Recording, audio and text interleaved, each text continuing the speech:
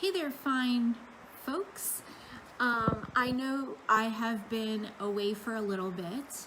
I have been going through therapy that involves, I guess, more focused on like neuroplasticity and really healing my brain and dealing with emotional, let's say, toxic emotional reactions and triggers, healing toxic memories that were negative that I never dealt with before, things that I didn't even realize that I had.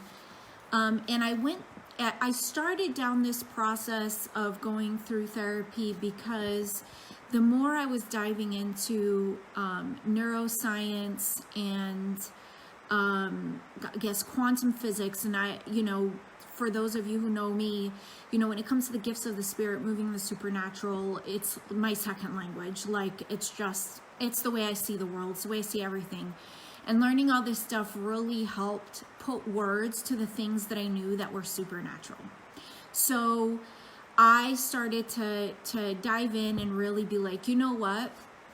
My relationship with God is in a really strong place, and I feel like I have a lot of strong relationships, but I want to improve. I want to become better. I want to be better. Like, I've been talking a lot about how last year I kind of shift my focus from I want to do better to I want to be better. Instead of having goals about what I'm going to do, I'm going to focus on having goals of what I want to be, and that continues. That journey will never end. And this year I am intentionally focused on healing deeper parts of me, going into deeper levels of healing. And with that, there are things that sometimes you think that you've been healed of, and you have been healed of those things at a certain level.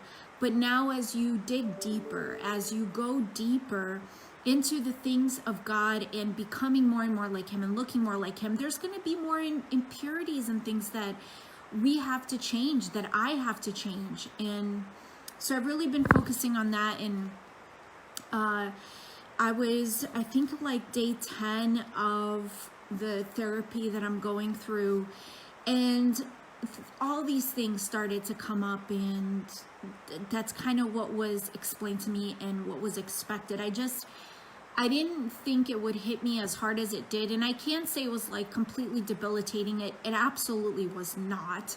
It's not like I was in bed depressed or anything, but it really got my wheels turning, and it got me thinking about things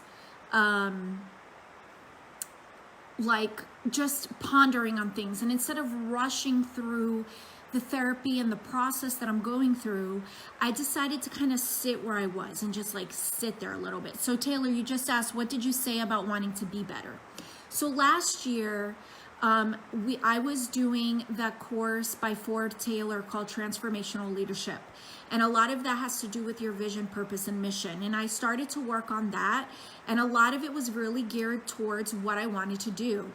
And as I went into the year and I started learning from Dr. Alex Lloyd and then eventually Dr. Leaf, I realized that my values on what I was going to do were a little premature. So I started to focus more on who I wanted to be. So my vision, mission, and purpose, I kind of threw them in the trash, and I said, I'm not going to focus on what I want to do this year. I'm going to focus on who I want to be. And I and like June on, that's what I did. And I had a lot of, stuff that I worked on, but by the end of the year, I actually accomplished more than I had planned to accomplish. So clearly I was onto something, and I just kept going. So this year, that doesn't change. I'm not changing my vision, mission, and purpose to something I want to do. I'm going to continue working on becoming a better person.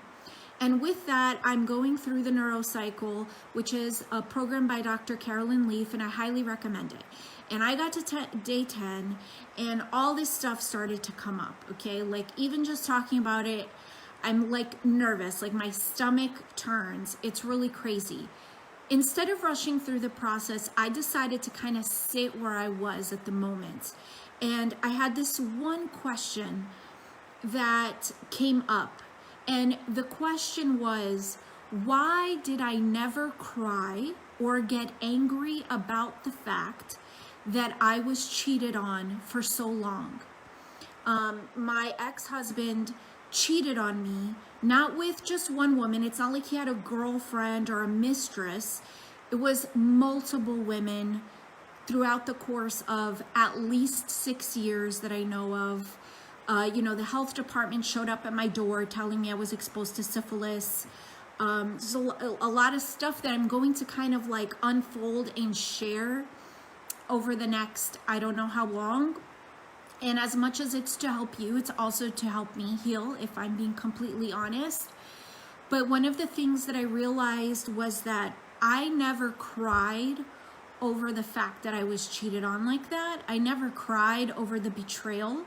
I was more upset at his family for lying to me about it, including the fact that he had a baby. So when I found out that he had a baby with another woman, we were, he had the baby while we were still married, while we were still together. So that was huge. And I never cried about it. I never got upset at him about it. Like in my heart, I could say that completely honest and openly. I had to like question myself a little bit over the course of the week. So I started to like, is there something really wrong with me? Because why didn't I cry? Like what was wrong with me? So anyway, instead of rushing through the process that Dr. Leaf walks us through, I sat on that all week. And on Saturday, I went for my long run, which was 9 miles. And you have a lot of time to think. It was almost a 2-hour run. And I intentionally set out, okay, I'm gonna think, I'm gonna heal, I'm gonna, whatever. So I have conversation with God while I'm on the run. And I realized why I didn't cry and why I didn't get upset. And one of the things that I realized was that it's okay that I didn't cry and I didn't get upset, and there's a reason for that. And I'm not going to share that right now because I feel like it may be a little bit misunderstood at this point in time. I'm definitely going to unfold my story over time. Because I really do think that it's a story that so many women go through, and we always think that we're alone. Plus, it's a story that causes us to feel shame, because if I'm being completely honest, I was more upset about being made a fool of than I was about the betrayal. I felt like a fool, an utter fool. After so many years and knowing, like I instinctively knew I had caught him in so many different things. And when I share it with you guys, you're going to be like, Andrea, what in the heck was wrong with you? Like, why did you deal with that? But I just know that so many women do the same thing, and they're criticized and they're judged for it. And people make them feel like, what's wrong with you? And I know that it's so easy to say that, but as someone who's gone through it, I can tell you that you kind of just do whatever you have to do to get through it. Like you really do. And women who are going through this, they need a lot of compassion, and they need a lot of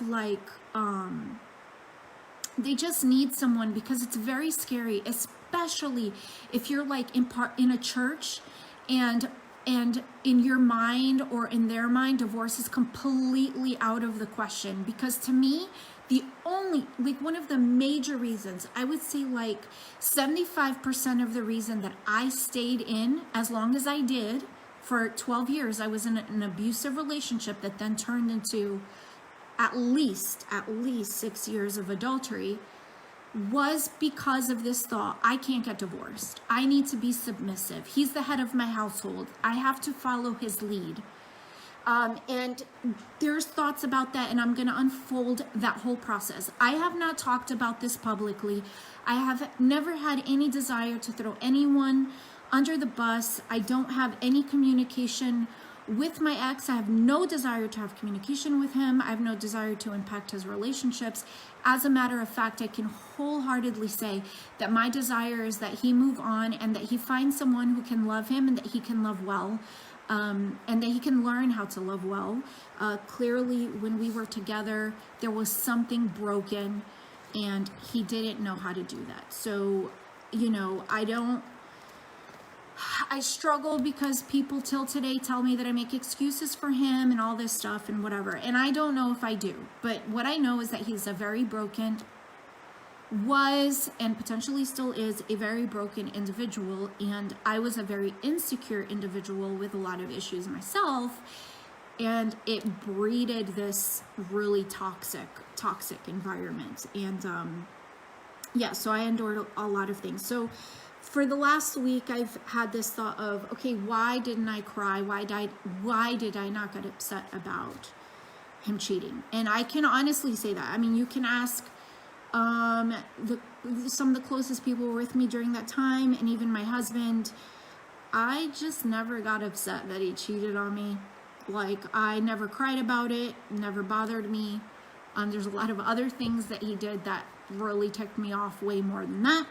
And there's a reason for that God revealed to me while I was on my run on Saturday. What I wanted to share on this video, because this is going to be like one of many, so I'm going to kind of develop this story because there was a lot of years, and also a lot of years has passed, and I've grown a lot in the last 7 years since I had him leave, since I left. I've grown a lot as a person, as an individual. I have really found myself because of God. Knowing who God is has become paramount to me finding myself. It is impossible for any person to find themselves without knowing who God is. If you don't really know who God is, you will never find yourself. You will always struggle to find any kind of self-worth, self-love. You know, you will never understand God's love for you as a person if you don't know God. And I had the amazing opportunity to have God expose himself to me in the year 2016 in the fall as love. And it completely changed my life. And it changed me that day, and it's continued to change me over time. And I continue to grow. And part of me never shared this story for a lot of different reasons. And one of them was really because I always felt like, I'm sorry, I really don't want to get emotional. One of the reasons is because I always felt like I wasn't good enough and I failed and there was something wrong with me. And that's part of what breeded this toxic relationship, because I allowed things to happen, because I always felt like, I guess subconsciously, I deserved it, because I just wasn't worthy. I was convinced I was a boring person. I was convinced that I was naive, and I was too nice, and I was this little Christian girl. All things that were told to me by my ex-husband constantly and his sister. And that people stepped on me because I was too nice. But also constantly feeling like I wasn't good enough. Like there was always something wrong with me. And I'll be honest, going through the therapy I'm going through now, that's exactly the thought that I'm trying to break down, because I know that that thought doesn't come from God. I know that I do belong. I know that I am qualified, and I know that I'm good enough in his eyes. I know that because I know God now. So this thought is a red flag to me. Why am I always constantly fighting with this thought that I'm not good enough, that I'm not qualified? I'm not qualified to teach. I'm not qualified to preach. I'm not qualified to be a leader, you know, whatever. Whether someone tells me something or not, it's that thought. It's always in my head. I don't know if anyone can relate, but it's just there. And I've been fighting with it. So as I learned about this, I was like, okay, this is what I'm going to tackle. I'm going to break down this belief in my head, and I believe it for some reason, and I started going after it. And, on day 10, I kind of came to the standstill over the last week, like I said, just really breaking it down and realizing, like, wait a second, all this stuff that I've been thinking about go back to when I was a teenager, pretty much, for the most part. I had one major moment when I was in kindergarten, my first memory ever of this concept that I don't belong. I shared in my ebook, Love Story. But then a lot of it was when I was a teenager, kind of impacted me. And I was like, wait a sec, there's something so weird. Like, I spent 12 years married to this abusive person who cheated on me for at least 6 years that I know of. Why has that not come up in anything, in any of my session? It's almost like it didn't happen. Is there something wrong with me? Like, have I suppressed something so deep? And is it causing severe problems? So I sat on it. Like I said, when I went running on Saturday, I wasn't kind of praying, like I was praying. I was talking to God about it and really just trying to, like, okay, what's happening? And God revealed something to me that morning. And it was kind of like, whoa, eye-opening.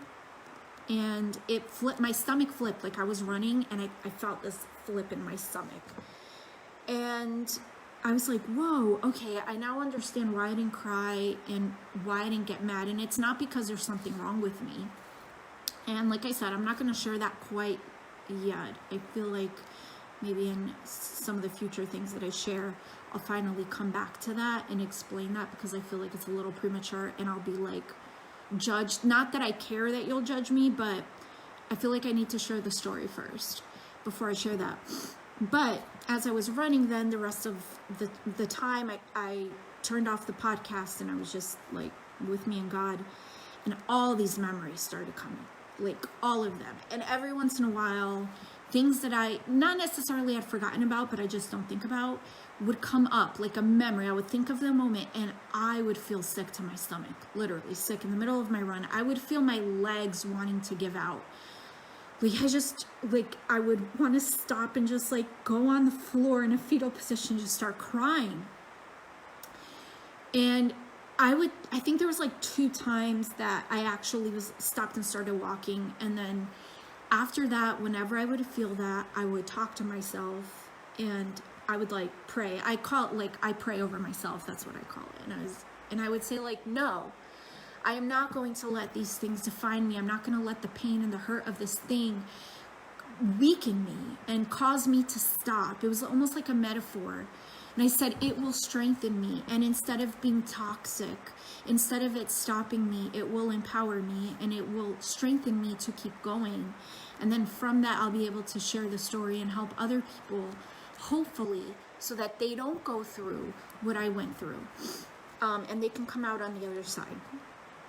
So that's when I was like, I think it's time for me to share. And the last time I shared a little bit, I shared a Facebook post. Probably was like 4 or 5 little chapters. If you guys see what I write, my paragraphs aren't really long. But after I wrote that, the woman who had my ex's baby, she had a fake profile, I guess, and she was checking on me. And I still don't know why, because I don't have any contact with my ex. We have no friends in common. Like, it's not like we were in the same circle. We don't live in the same place. We don't have the same friends. I don't talk to her. So I don't understand why she creates fake profiles to keep an eye on me, because other than our children having the same father, there's nothing to connect us. But she did, and she decided to come after me and threaten me and all this stuff, simply because I stated the truth and the reality of the fact that my ex-husband cheated on me and had a baby with her while we were still married. And I will just say this, and I'll save the rest of the stories for next time. This woman, it's not her fault at all. I don't blame her She did not know that he was married. They had been talking before they met at the bar. So there was some sort of like back and forth, whatever. This was not a drunken moment that he had. He planned this. But it's not her fault. She didn't do anything wrong. She did not know that he was married. He did not wear his wedding ring. So that's one of the things. He did not wear his wedding ring. He would go out at night, be out all night, sometimes come home the next day. Sometimes I wouldn't see him till the following afternoon. So there were a lot of things. And, you know, kind of stupidity and denial on my part, whatever, I'll share about that. But I just want to preface this with, it wasn't her fault. She did nothing wrong. This baby that she had, I don't consider him a bastard. She thinks he's a bastard. She thinks her own child is a bastard. I don't consider him a bastard. He is being raised by his mother, and so, like, who cares who his dad is or whether he was married? Like, that kid has value. You know, he matters. He's worth something. And just because his father, his biological father, because I don't know if he has a stepdad or something, but just because his biological father turned out not to be the greatest of individuals does not mean that he's a victim to that. Just like my daughters are not victims to their genetics on their father's side, just as they're not victims to my side either, for that matter. So anything that I say over the next several weeks, I will, you know, keep my heart in check. It's really not to throw anyone under the bus. I'm not talking ill about anyone. Like I said, this woman who had my ex's baby while we were still married, it's not her fault. She didn't know he was married. When she found out, she confronted him. And when she confronted him, he lied to her and told her that I knew about the baby and had tried to kill myself and actually was in the hospital because I tried to kill myself. Now, the side note is that her father had just committed suicide a couple months before that. So he totally manipulated her and her weakness and appealed to that by telling her that I tried to kill myself and was in the hospital over her and that baby. So she was under the impression that I knew about this baby for months before I even found out about the baby. I found out about the baby was almost a year old by that point. So that's that side of the story. I've never shared that publicly. It's a little embarrassing, if I'm being honest. There's a lot of shame associated with it. I was not angry. I always told him that I wouldn't be surprised if a woman came knocking on my door and told me that she had his baby. But now is the day of social media, so you don't need a door. You just need Facebook. And then people contact you on Facebook and tell you, knock, knock, knock, hey, I had your husband's baby. So that's how I found out about this baby. So yeah, so that was kind of the nail in the coffin to our marriage. But a lot happened before. And I'm going to share all those things. And the reason I'm going to share it is this. It culminated in him having a baby with another woman while we were in a relationship. And his family knew about it, and his family lied to my face about it. While we were on a family vacation, him swearing up and down he would never cheat on me. How crazy for anyone to cheat on me. Telling his family saying he would never cheat on me. Mind you, they all knew that there was a woman walking around in the world with his baby. It was really hard pill to swallow. The betrayal of his family, I think, hit me more. I don't think, I know. It hit me more than him because I kind of suspected it. But there was a lot that led up to that. It really did. A lot of different little things that he did that I caught, and excuses that he gave that I chose to believe. I was not stupid. I chose to believe and then lived several years in denial. avoiding picking up his phone. I had no interest to look. I didn't want to know. I really didn't want to know. And I developed my life, and I let him live his life. And we basically were married, but weren't. And I want to share this because it is hard for me to see marriages that are going through the same thing. And no one says anything about it because everyone is just so worried about giving any inclination that they're counseling divorce. I am not an advocate for divorce. To me, marriage is sacred. Marriage is something like you go in, it's a covenant. Even though I went through all that abuse and I had reason to leave, biblically or not, whatever it is that you want to think, it broke me. I went through depression and anxiety, like severe anxiety for the first time in my life. Like for a month, I cried. I was in bed probably for about 2 weeks straight. The only time I got out was to walk the girls to the bus to pick them back up. I would order Domino's or order takeout. I wouldn't leave the bed.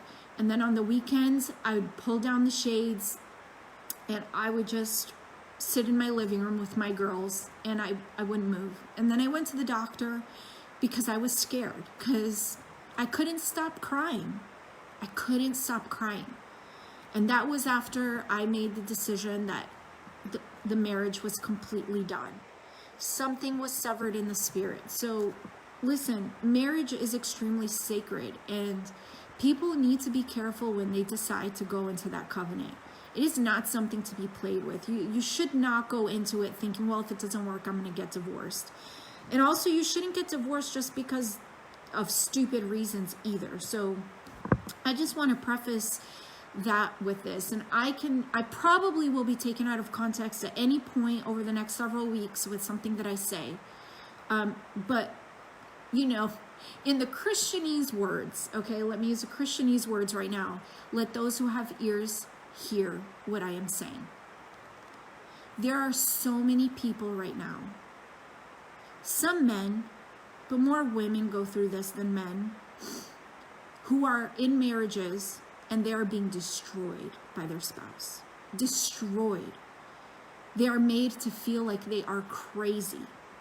They are being cheated on and convinced that they shouldn't leave and that they have to forgive. And they're led to believe that forgiveness means staying in a marriage that you are being cheated on and abused psychologically, emotionally, and mentally. And I cannot get behind that. I really can't. I do not believe that that is in God's heart. I just can't. When the Holy Spirit told me that there would be a day that I would be leaving my relationship with my ex-husband, I didn't understand. I was confused. What are you talking about? I can't get divorced. Even with him cheating, I can't get divorced. This is what was implanted in my brain, indoctrinated. I was indoctrinated with this thought that I would have to endure any kind of abuse because that's what the Bible said. Because he was the head of the household, because I had to do what he said. When I became a member at a church, the last fight that we ever had, argument we ever had, I'll never forget it. I became a member at a church with my girls because God was speaking to me and I needed to go back. He yelled at me over that and said, I am the head of this household. How dare you go to church and become a member of a church without me?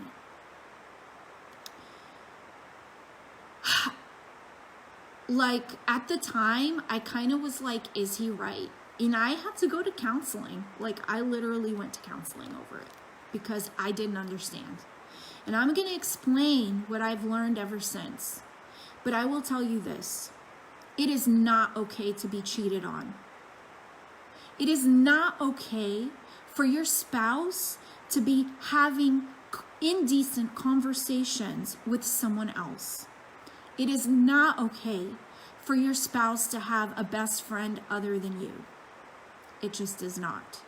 It is not okay for your spouse to be going out at night and having fun and partying constantly without you.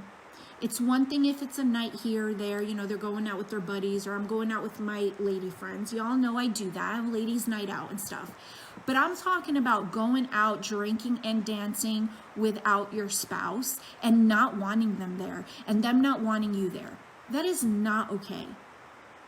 I do not care what the excuse is. I don't care if it was a drunken night. Cheating is not okay. And cheating is not just having sex either, may I add, okay? So, also, if you are at a point, like I used to, no lie, I am not exaggerating at all, and God knows my heart, I used to kneel before my ex-husband crying, begging him to take me to a psychiatric ward and admit me because I was going crazy. Because he would say things and then tell me he never said it. Or things like that all the time.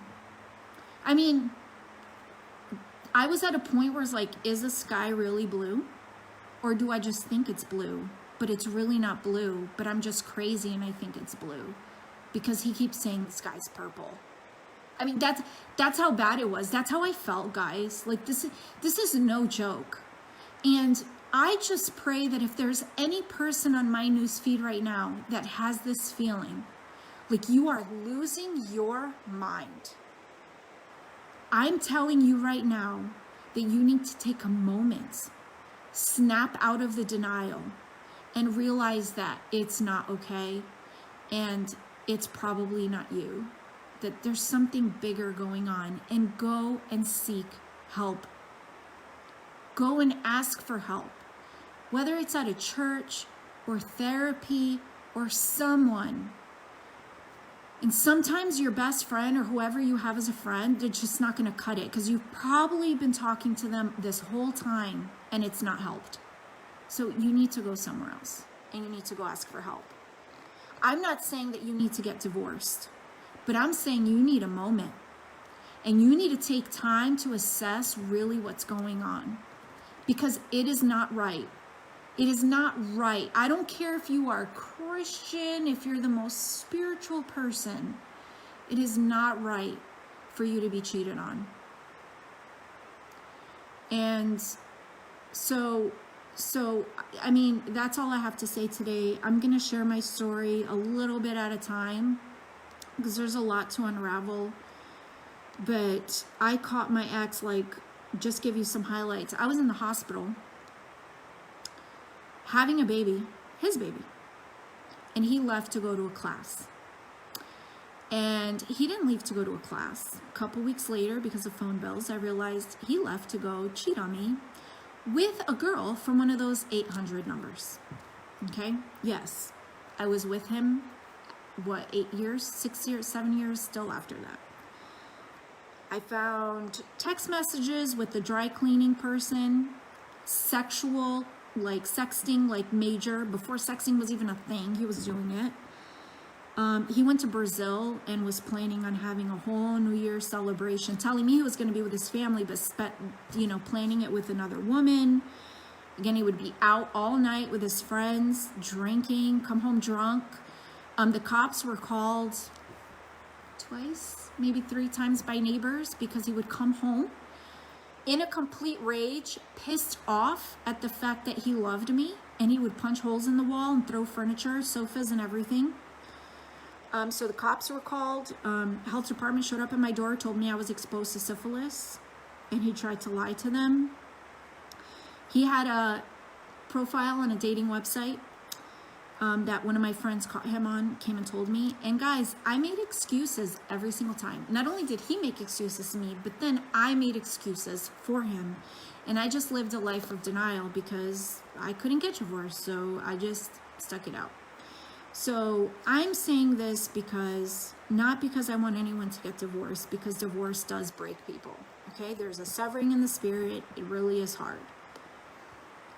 But no one deserves this.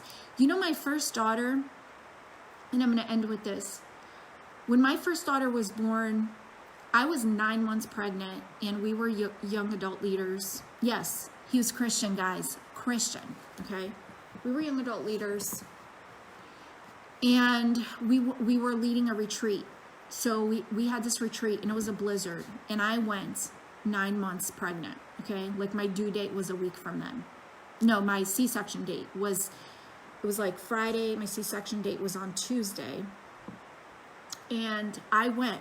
That's the kind of person, I've always been that kind of like really devoted Christian person.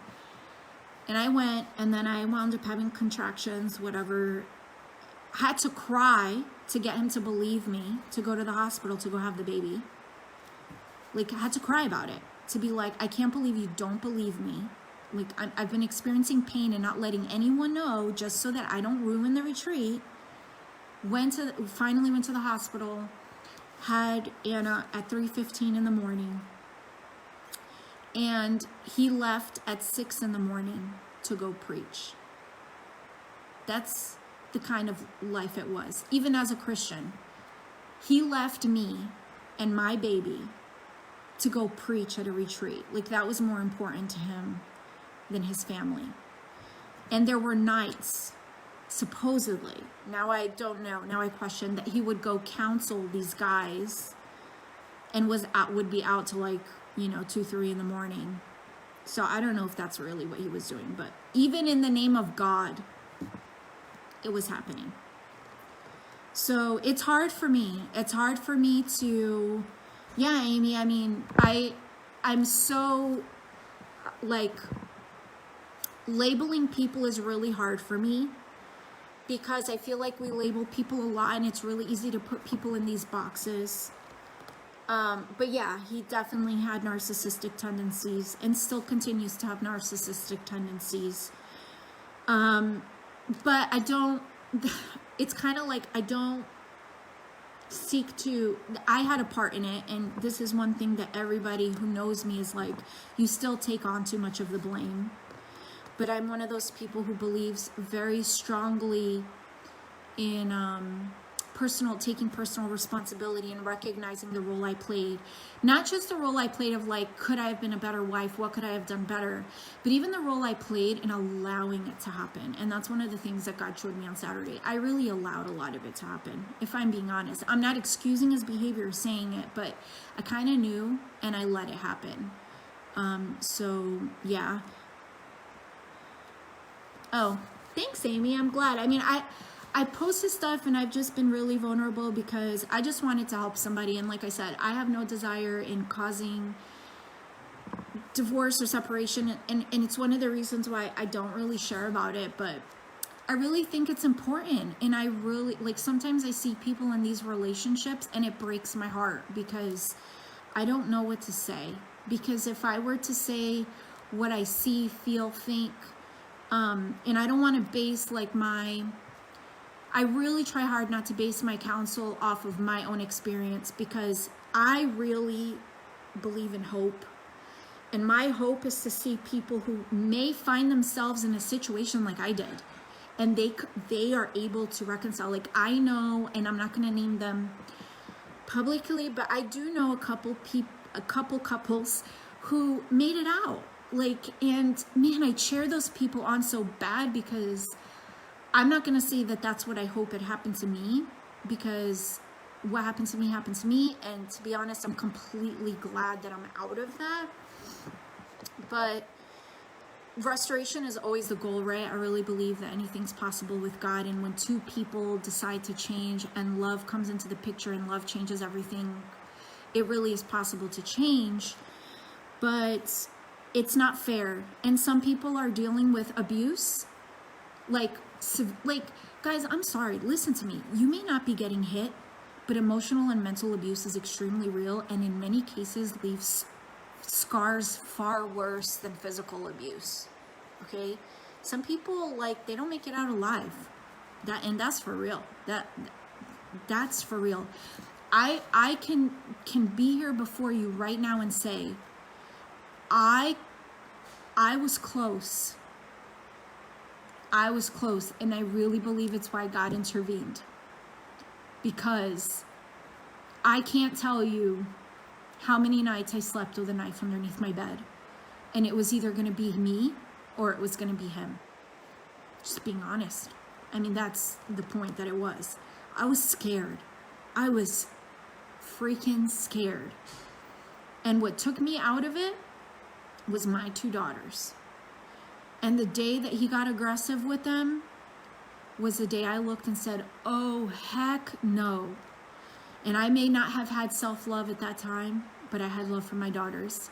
Enough to look at them and say, there is no way in this world, no way that I am going to allow them to believe that this is okay. Not happening. And now that my daughters are teenagers and I kind of see where they are right now, you know, over the years you question, did I do the right thing? Did I make the right decision? Am I doing the right thing? Am I making the right decisions?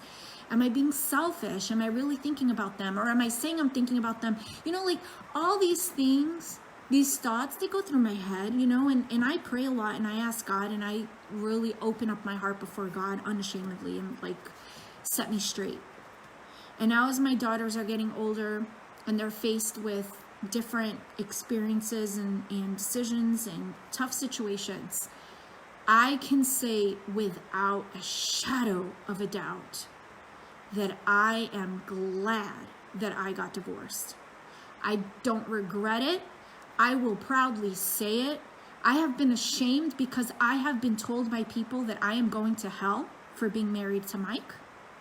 Mike and I have been told that we are damned to hell, that we need to get divorced and go back to our previous spouses. We have been told this by Christians.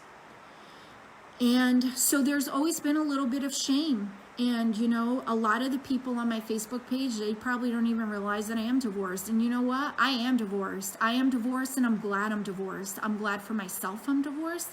And I'm glad for my daughters that I'm divorced. Because we wouldn't be where we are now. Like, it's just a reality. I look at my daughters today and I'm damn proud. And I say that unashamedly too. I am proud that I took a stand, that I took a step, that I did it, that I had the strength to step away from a life of destruction because of religious thinking. And that I gave my daughters the opportunity to break every generational curse and to walk a life of freedom where they are not victims to abuse and to toxic situations. Because if I had stayed, that would have been on me too, not just on him. Because for years I stayed. My daughters witnessed enough and they know enough. They know just enough to have experienced it themselves to know I don't want that. So I'm proud. I'm proud that I took that step. And it's not for everyone. And there's some people, they'll be able to get to the other side. They'll be able to restore their marriage and make it. But both people need to want it. Marriage is not a one side. So if you have one person fixing the relationship and the other person has no interest, I'm sorry, it's not going to work. It's just not. A relationship, two people. Two people. If you have kids, think about your kids. God gave you those kids and you have those kids and they are your responsibility.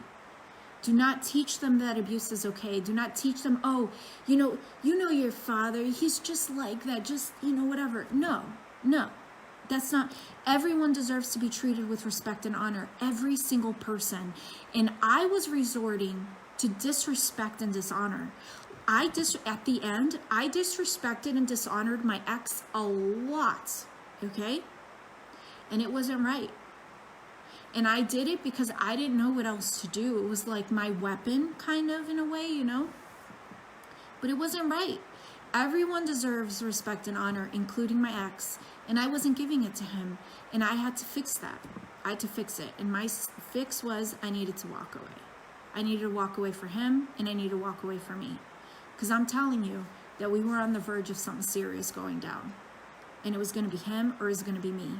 And at least now we're both alive. So yeah. So that's it. I know I said that I was gonna end a long time ago, but I just hope that this helps someone. Yeah, Amy, I mean, our kids sometimes see things, but you hope. And then my goal was always to just really reinforce with my daughters. You know, he thinks that, because I got sole custody of my kids, sole custody.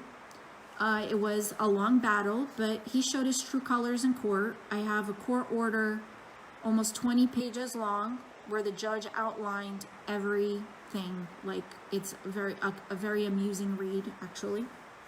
Very sad. Sometimes I read it just to be reminded, because sometimes you forget things. Remember where you came from. And I got sole custody. My daughters want nothing to do with him, and he thinks that I keep them away from him. I don't.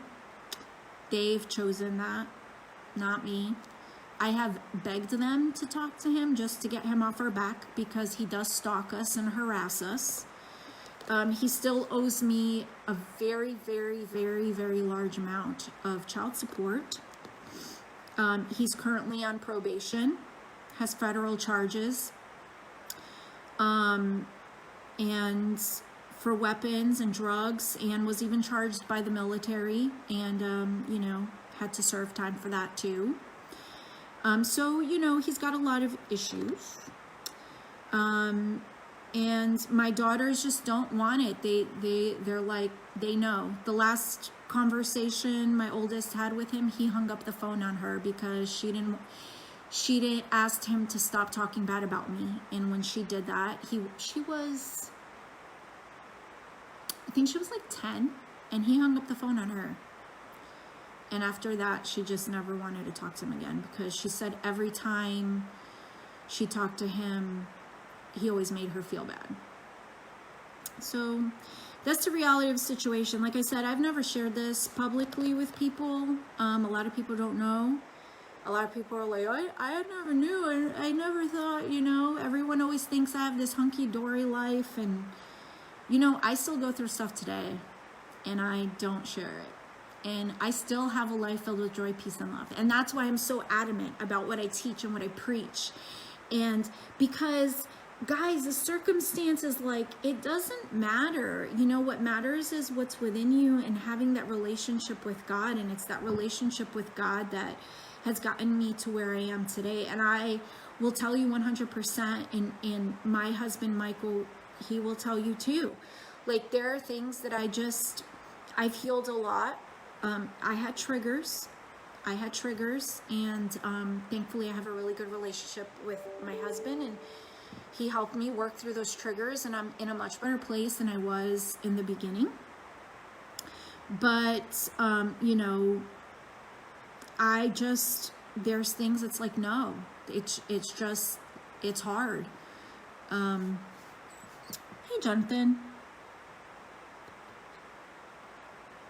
When you tell the truth and people accuse you of blaming yourself. So this is the thing. I've never really shared a lot of things publicly because I didn't want to slander and I didn't want to throw under the bus.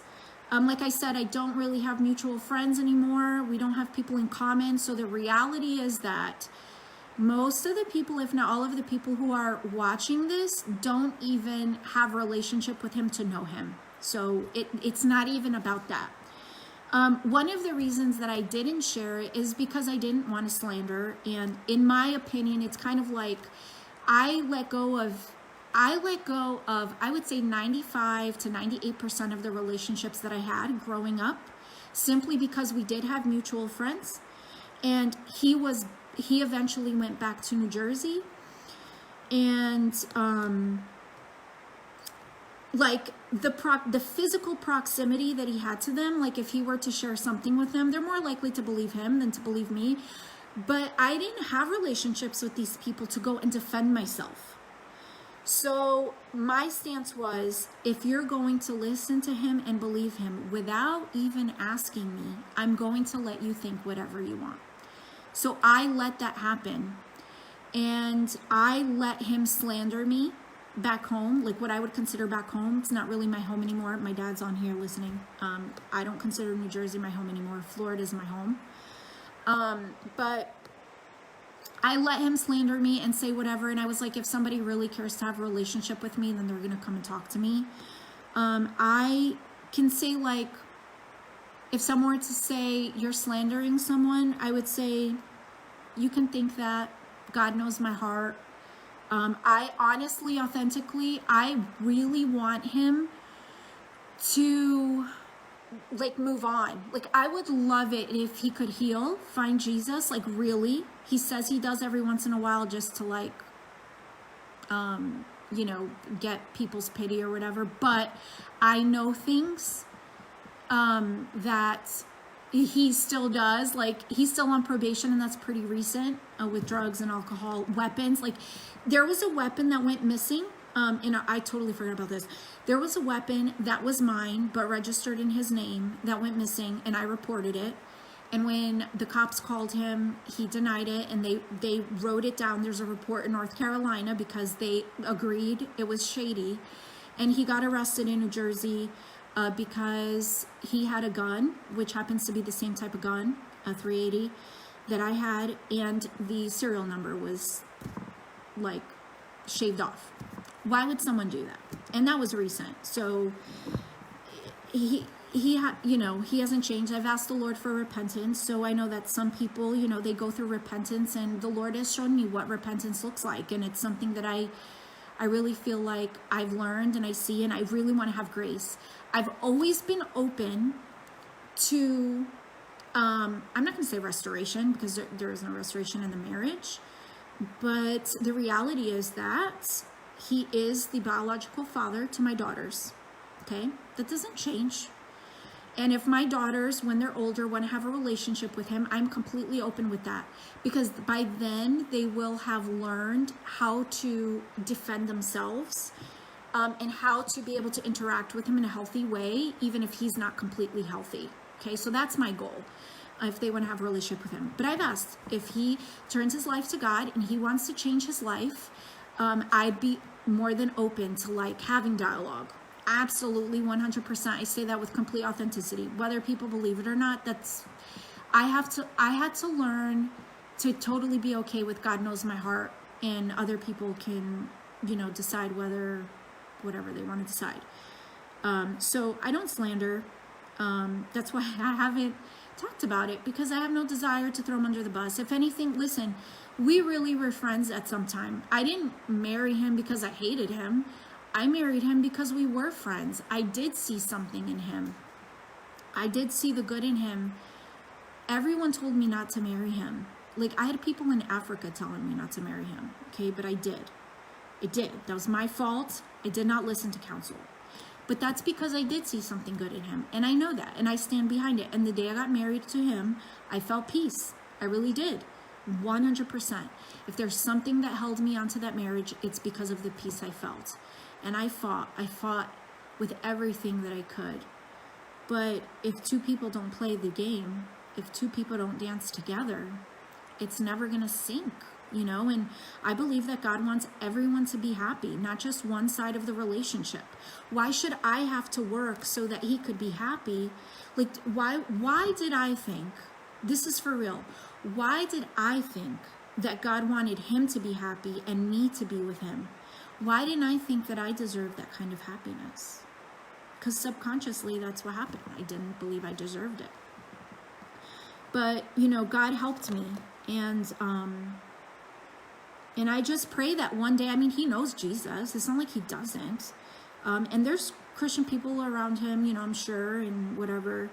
And I hope that one day he gives his life to God. This is my desire, that one day he truly, like, that God truly encounters him and that he accepts the love of God. Because I think he may know it up here, but he doesn't accept it because there's been a lot of brokenness in his family. I think there's probably some abuse there somewhere.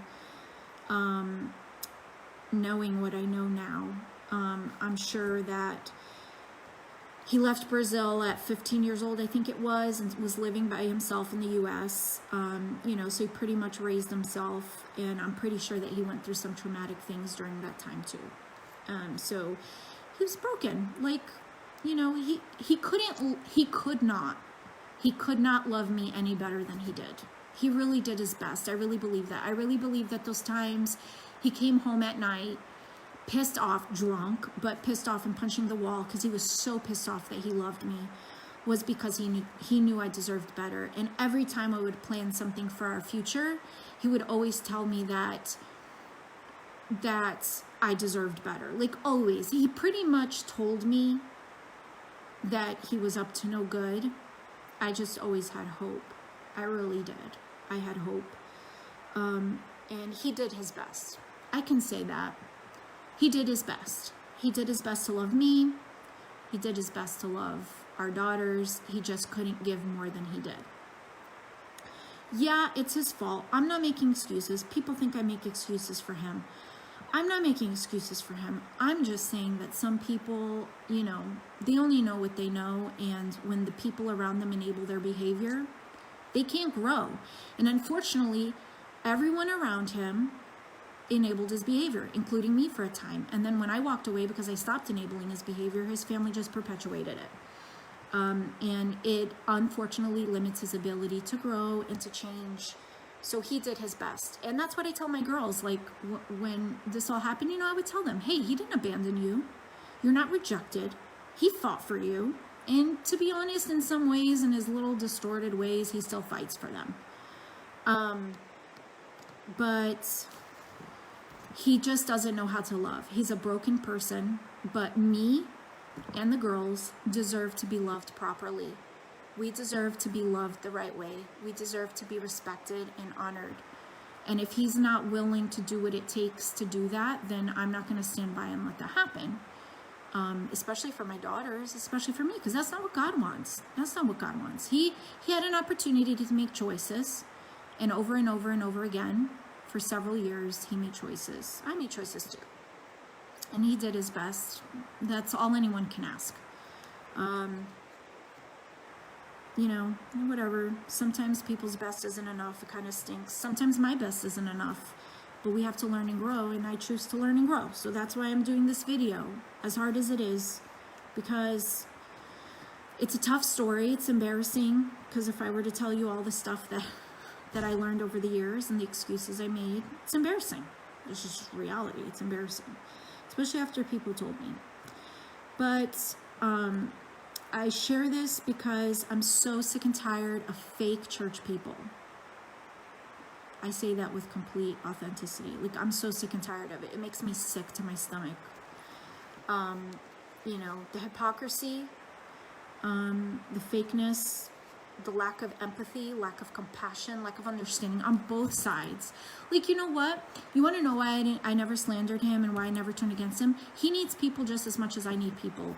And he probably needs people more than I need people, because I'm much more emotionally and mentally stronger than him. That's just reality.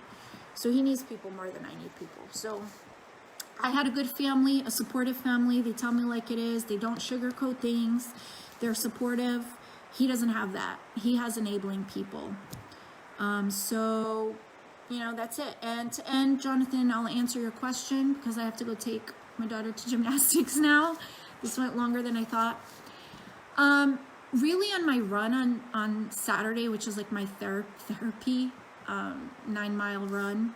So it really started with going through the neurocycle with Dr. Carolyn Leaf, really learning about the brain and the mind connection, and neuroplasticity, and just going through her therapy. And then I reached to day 10, started realizing all this stuff, questioning why I didn't cry about the betrayal, why I wasn't mad ever about the cheating, why that never bothered me. It was like so weird, like, man, I must be demented or something. Honestly, so I sat with that, went for a run, realized why I didn't cry, which is a whole other issue that I need to work out within myself. But then God showed me, like, this happened. Why do I keep pretending it didn't happen? Why do I keep denying that it happened? Why am I ashamed that it happened? And really, shame came into play. And there's this song, you know, that talks about how shame can go to hell. And I love that song. Shame was the first thing that came in at the fall of man. Adam and Eve sinned. The first thing that came in that I can see, and I studied, I even have books about Genesis that I want to dive into from an academic standpoint. But the first thing that I see that came in was shame. They went and they hid themselves. They didn't have to. God didn't need them to hide. God actually went after them after they hid. The first thing that came in was shame, and it was that shame that caused that feeling of separation. God didn't separate from them. They separated from God because of shame. So whenever I sense shame, I'm like, oh man, I gotta like kick this thing out. And that's what happened. Saturday, I realized there was a lot of shame associated with my story. And I felt strongly from God. That's really the only way I can say it. Like, it's time to share, to stop, that my heart wasn't about slandering him, but more so for my healing, as well as to encourage people who love God. First of all, this is paramount, who love God and are looking for answers in this area and have decided to, or who have succumbed to the thought that it's okay to go through this. And sometimes the best thing you can do for your spouse, if they are abusive in any form or fashion, so that word abuse is like really misused a lot. So it's hard for me to use that word sometimes, because some people claim abuse when there is no abuse. So it's kind of hard, kind of have to elaborate that word a little bit. But sometimes the only way to stop it and to help that person who is abusing them is to stand up, is to say something. And I separated, and in North Carolina, when you separate, you have to be separated physically for a year before you can get divorced. You can't just get divorced. You have to be separated. And I totally love that, because it gives you a chance to exit the situation and have time to process and think. And I did. I spent a year. And there was a time where I fasted and prayed to forgive the cheating and to reconcile, and I tried to reconcile. And the behavior continued, and then I had to make a decision. Then it became more about like, I have to find the strength to move on, because this isn't changing. But again, 12 years, a lot of fasting, a lot of praying went into it. It wasn't like an overnight decision. This is why I think people from the outside need to be brought in. Because it's hard to see clearly when you're the one going through it, and in either side of the relationship. We did go through counseling. He was in the military, and we had lots of that. So we had counseling. I mean, to the point where his own chaplain looked at him and said, "You realize she's not one of your soldiers, right? The way you talk to her and about her, it sounds like she's one of your subordinates." Just to give you an idea. And then he didn't want to go back anymore because he didn't like what he was hearing. Because like usual, I was so nice and everybody just gravitated to me because I was so nice, whatever. That's what we would say. And when we got separated, because he was in the military, I had to go to a psychologist, a psychiatrist, and then I had a victim advocate. And we had like a therapist that saw him and me separately, but we never got to the point to see each other together because then stuff exploded. So I saw people, like, this is not something people go through alone, never alone. Jonathan, I think you can relate. Like, definitely you need a community of people around you. You need to be willing to hear. It's never going to be easy, no matter what, whether you try to stay together or whether you separate. I went through the hardest year of my life when I divorced. Of my life. Even though it was the best decision ever, it still was hard. I wouldn't wish it on my worst enemy. Seriously. Just wouldn't. So that's it, guys. Well, I'm going to go. Thank you so much for listening. I'm sorry for rambling. This went on a lot longer than I thought. But again, it's as much to bless you guys as it is to help me heal. Because I've always kept it in, and I've always been ashamed to share it because I felt like, and this is where Dr. Carolyn Leaf's therapy comes in. The thought that I keep processing is I'm not qualified. And I always felt like if people were to know that I was divorced and my story and I'm remarried and whatever, that they would automatically disqualify me because I'm divorced. Some people, no matter what, like I've had people who I even told them what he did and still think that I should just remain single for the rest of my life and wait for him to come back. It's just complete destructive beliefs.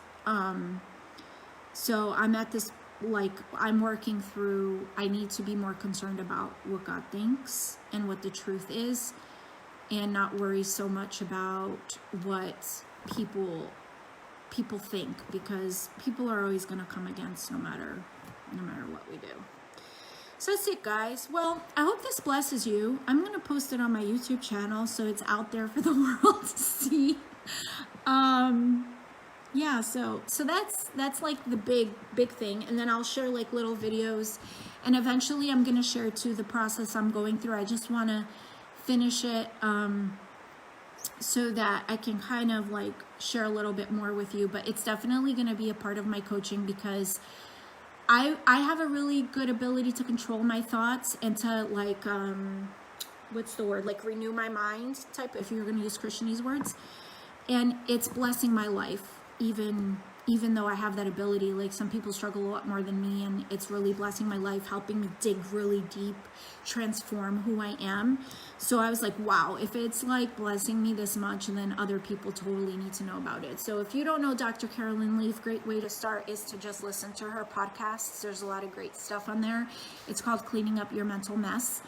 You know, I'll share all this stuff openly because I don't want to hoard it. Like it's good stuff out there. And if what you've been doing hasn't been working, try something different.